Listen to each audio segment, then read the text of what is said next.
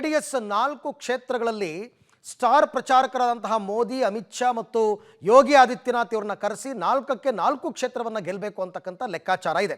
4 ಕ್ಷೇತ್ರಗಳು JDS ಪಾಲಿಗೆ ನಿರ್ಣಾಯಕ. ಯೋಗಿ ಆದಿತ್ಯನಾಥ್ ಅವರದು ನಾಥಾ ಪರಂಪರೆ, ಒಕ್ಕಲಿಗ ಪ್ರಾಬಲ್ಯದಲ್ಲಿ ಅನುಕೂಲವಾಗುತ್ತೆ. ಹಾಗಾಗಿ ಅವ್ರನ್ನ ಹಾಸನಕ್ಕೆ ಕರೆಸೋಣ. ಪ್ರಧಾನಿಗಳೇ JDS ಪರ ಪ್ರಚಾರ ಮಾಡಿದ್ರೆ ದೊಡ್ಡ ಮಟ್ಟದ ಗೆಲುವಾಗುತ್ತೆ. ಅಮಿತ್ ಶಾ ಪ್ರಭಾವ ಬಳಸಿ ವಿರೋಧಿಗಳನ್ನು ಧೂಳಿಪಟ ಮಾಡ್ಬೋದು ಅಂತೆಲ್ಲ ಪ್ಲಾನ್ ಮಾಡ್ಕೊಂಡಿದ್ದಾರೆ. ಇದಕ್ಕೆ ಹೈಕಮಾಂಡ್ ಒಪ್ಪಿಗೆ ಕೊಡುತ್ತಾ ಅಂತಕ್ಕಂಥದ್ದನ್ನು ಕಾದು ನೋಡಬೇಕಾಗಿದೆ. ನೋಡೋಣ ಇದಕ್ಕೆ. ಯಾಕೆಂದರೆ ಅವರು NDA ಮೈತ್ರಿಕೂಟ ಆಗಿರೋದ್ರಿಂದ, NDA ಮಿತ್ರ ಪಕ್ಷ ಆಗಿರೋದ್ರಿಂದ ಅವ್ರ ಪರವಾಗೂ ಪ್ರಚಾರ ಮಾಡಬೇಕಾಗಿ ಬರುತ್ತೆ. ಅವರು ನಾನಾಗಲೇ ಹೇಳ್ದಂಗೆ ಅವರ ಗೆಲುವು ಕೂಡ ಇವರಿಗೆ ಪ್ಲಸ್ ಪಾಯಿಂಟೇ.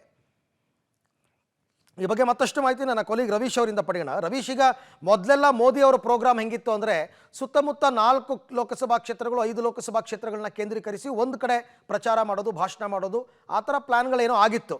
ಈಗ JDS ಅವರು ತಮ್ಮ ಕ್ಷೇತ್ರಕ್ಕೂ ಕೂಡ ಕರೀತಾ ಇದ್ದಾರೆ. ಹಾಗಾಗಿ BJP ಹೈಕಮಾಂಡ್ ಇದಕ್ಕೆ ಒಪ್ಪಿಗೆ ಕೊಡೋ ಸಾಧ್ಯತೆ ಇದೆಯಾ ಹೇಗೆ ಅಂತ?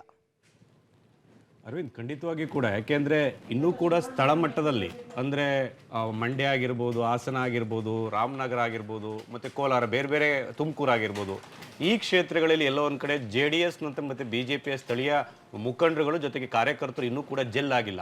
ಆ ಕಾರಣಕ್ಕೋಸ್ಕರವಾಗಿಯೇ ಮೋದಿಯವರು ಬಂದಂಥ ಸಂದರ್ಭದಲ್ಲಿ ಆ ಒಂದು ದೇವೇಗೌಡರು ಮತ್ತು ಮೋದಿಯವರು ಜಂಟಿ ಪ್ರಚಾರ ಮಾಡಿದ್ರೆ ಎರಡೂ ಕಾರ್ಯಕರ್ತರು ಕೂಡ, ಎರಡು ಪಕ್ಷದ ಕಾರ್ಯಕರ್ತರು ಜೆಲ್ ಆಗ್ಬೋದೇನೋ ಅನ್ನೋ ಲೆಕ್ಕಾಚಾರ. ಆ ಕಾರಣಕ್ಕೋಸ್ಕರವಾಗಿಯೇ ಈ ಒಂದು BJPಯ ನಾಯಕರನ್ನ JDSನ ಸ್ಪರ್ಧೆ ಮಾಡುವಂಥ ಕ್ಷೇತ್ರಗಳಲ್ಲಿ ಕರೆಸೋದಕ್ಕೆ ಪ್ಲಾನ್ ಮಾಡ್ಕೊಂಡಿದ್ದಾರೆ. ಬಹುಶಃ ಅದಕ್ಕೆ ಬಹುತೇಕ ಒಪ್ಪುವಂಥ ಸಾಧ್ಯತೆ ಇದೆ. ಅಂದರೆ ಯೋಗಿ ಆದಿತ್ಯನಾಥ್ ಒಬ್ಬರನ್ನ ಬಿಟ್ಟರೆ ಅಮಿತ್ ಶಾ ಮತ್ತು ಮೋದಿಯವರು ಸಹಜವಾಗಿ ಬರುವಂಥವ್ರು ಇದ್ದಾರೆ.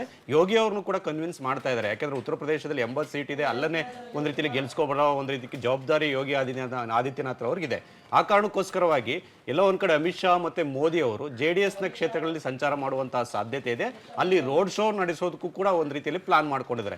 ಇನ್ನುಳಿದಂತೆ ಬೆಂಗಳೂರು ಗ್ರಾಮಾಂತರ ಕ್ಷೇತ್ರಕ್ಕೂ ಕೂಡ BJP ಮತ್ತು JDS ನಾಯಕರು ಜಂಟಿಯಾಗಿ ಮೋದಿ ಅವರನ್ನ ಕರೆಸಿ ಅಲ್ಲೂ ಪ್ರಚಾರ ಮಾಡಬೇಕು ಅಂತ ಕೂಡ ಪ್ಲಾನ್ ಮಾಡ್ಕೊಂಡಿದ್ದಾರೆ.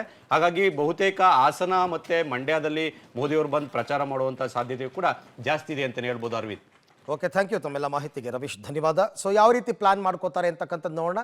ಏನೇ ಆದರೂ ಗೆಲುವೊಂದೇ ಮೂಲ ಮಂತ್ರ ಅನ್ನೋದೇ ಆದರೆ ಖಂಡಿತವಾಗಿ ಅದಕ್ಕೆ ಎಲ್ಲರೂ ಕೂಡ ಒಪ್ಪಿಗೆಯನ್ನು ಕೊಡಬೇಕಾಗುತ್ತೆ.